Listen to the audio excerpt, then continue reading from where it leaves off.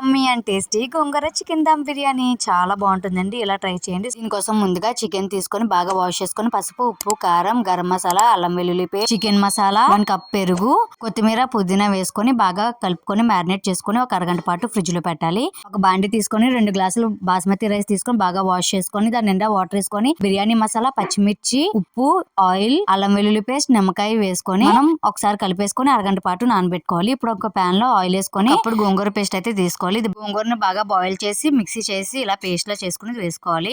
ఇది కొద్దిగా బాగా ఫ్రై అయ్యాక మనం మ్యారినేట్ చేసి పెట్టుకున్న చికెన్ వేసేసి బాగా కలిపేసి మూత పెట్టేయాలి. ఒక 5 మినిట్స్ తర్వాత ఫ్రై చేసుకున్న ఆనియన్స్ కూడా వేసేసుకొని బాగా ఉడికించుకోవాలి. బాగా ఆయిల్ రిలీజ్ అయ్యాక 50% కుక్ అయిన రైస్ అంతా ఒక లేయర్ లో వేసేసుకొని food colour water, lemon juice, కొద్దిగా గీ, కొత్తిమీర, పుదీనా వేసుకొని మనం ఒక 15 మినిట్స్ దమ్ చేసుకుంటే టేస్టీ గోంగూర చికెన్ దమ్ బిర్యానీ అయితే రెడీ అండి.